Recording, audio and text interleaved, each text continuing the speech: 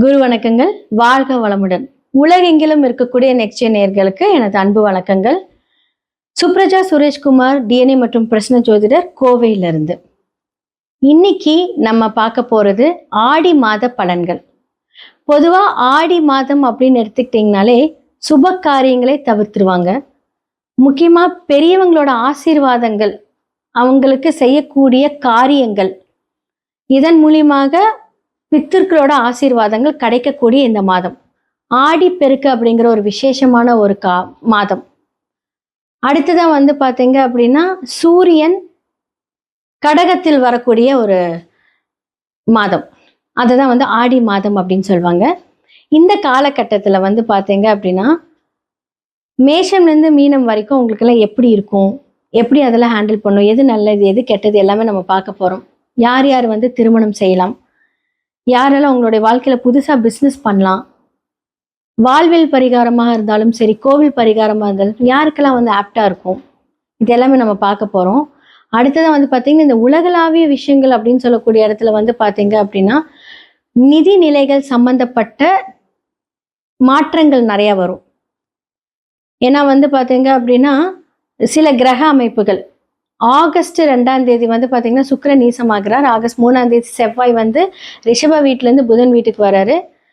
அதே மாதிரி பார்த்தீங்க அப்படின்னா புதன் வக்கரத்திலிருந்து வக்கர நிவர்த்தியே தன்னுடைய சொந்த வீட்டுக்கு வராரு. அப்போ சூரியனோட குரு என்ன ஆகுறாரு, சூரியனோட குரு ரொம்ப க்ளோஸாக நெருங்கி வரும்போது குரு அஸ்தங்கம் ஆகுறாரு. ஆல்ரெடி சனி வக்கரம் ஆயிருக்காரு. அப்போ எத்தனை பெரிய மாற்றங்களை நம்ம பார்க்கக்கூடிய இந்த மாதம் ஆடி மாதம். அப்போ என்ன சொல்றது, இப்போ கோல்டு அப்படின்னு எடுத்துக்கிட்டீங்க அப்படின்னா இந்த கோல்டு பார்த்தீங்கன்னா கம்மியாகக்கூடிய ஒரு காலம். அடுத்தது அது அதிசாரம் போது விலை அப்படி கண்ணா பின்னா நேர போகுது. பட் இப்போ கொஞ்சம் மாற்றங்கள் பார்த்தீங்கன்னா சில பேசிக்கான அந்த ஃப்ளக்சுவேஷன்ஸ் தான் இருக்கும். ஆனால் அது முடிய காலத்தில் நிறைய திடீர்னு பார்த்தீங்க அப்படின்னா வேற லெவலில் இருக்கு. அப்போ யாருக்காவது கோல்டில் இன்வெஸ்ட்மெண்ட் பண்ணுறீங்க அப்படின்னு இந்த காலகட்டம் ரொம்ப நல்லா இருக்கும். அதே மாதிரி செவ்வாய் புதன் செயற்கையா இருக்கும்போது நிதிநிலைகள்ல பார்த்தீங்கன்னா இப்போ ஒன்று சொல்லியிருப்பாங்க, சடனா ஒரு மாற்றத்தை கொடுப்பாங்க. அப்ப அரசு சம்பந்தப்பட்ட விஷயங்கள் பார்த்தீங்க அப்படின்னா தன்னுடைய ஸ்தானத்திலிருந்து சூரியன் விரைய ஸ்தானத்துக்கு இருக்கிறார் இல்லையா.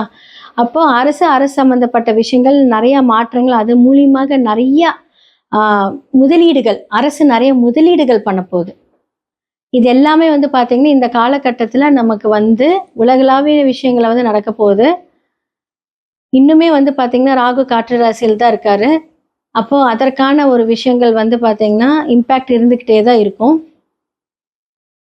முக்கியமா இன்னொரு விஷயம் என்ன சொல்லணும் அப்படின்னா, சனி வக்கரமா இருக்கும்போது நிலச்சரிவுகள், நீர் சார்ந்த அழிவுகள், இதெல்லாமே கொஞ்சம் ஜாக்கிரதையா பார்த்துக்கணும். நீ அடுத்தது அந்த காற்று காலம், காற்று அதிவேகமா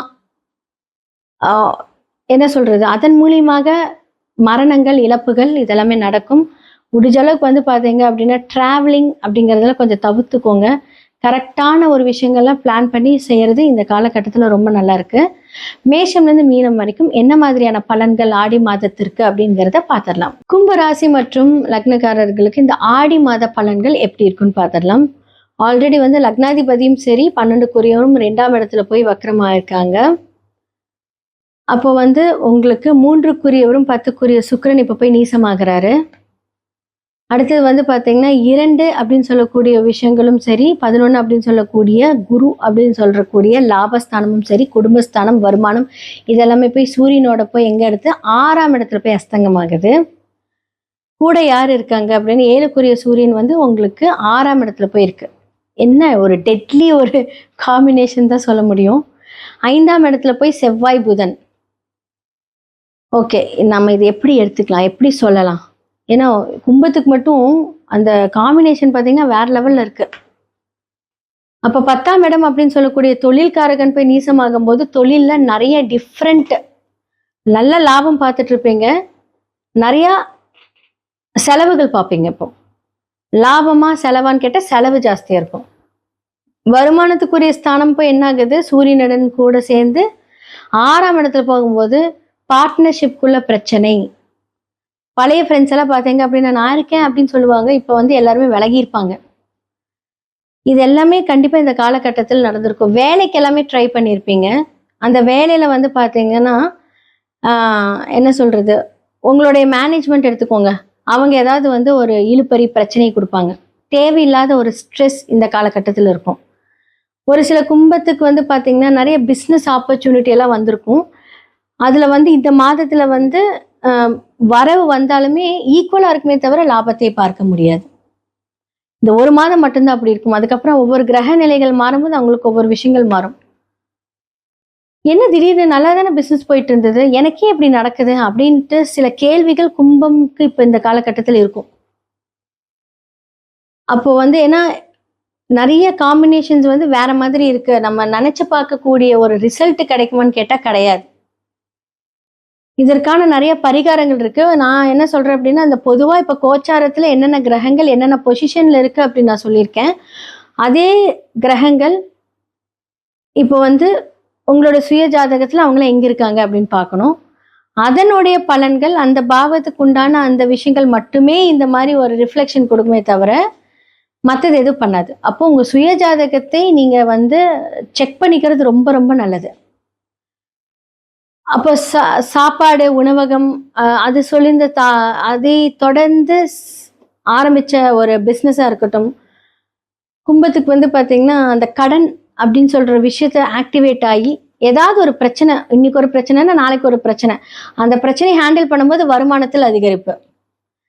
நான் பொதுவா எங்ககிட்ட ஜாதகம் பார்க்குறவங்க கிட்ட சொல்லுவேன்.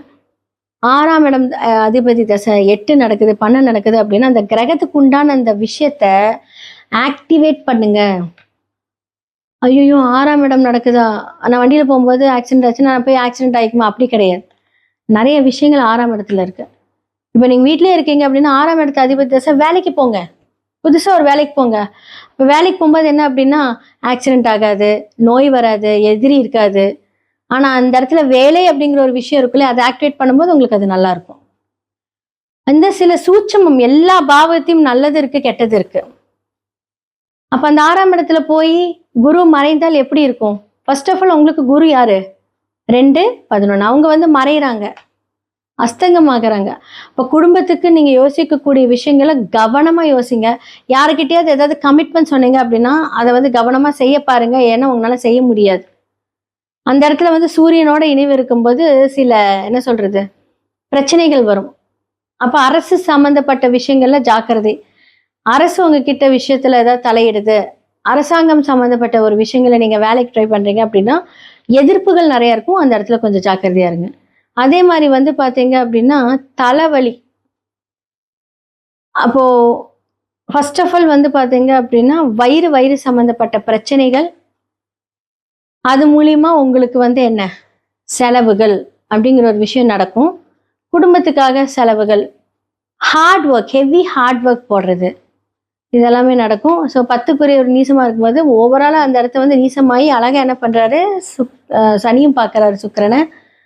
அப்போ இந்த காம்பினேஷன்ஸ் எல்லாமே கொஞ்சம் பொறுமையா ஹேண்டில் பண்ணீங்கன்னா நல்லாயிருக்கும். வேற எந்த ப்ராப்ளமும் வராது. இதுவே பெரிய ப்ராப்ளம்ஸ் தான். இத ஹேண்டில் பண்ணும்போது அந்த இடத்துல பொறுமையே ஆல்ரெடி சனி வீட்ல இருக்கும்போது நீங்க பொறுமைய கடைபிடிப்பீங்க.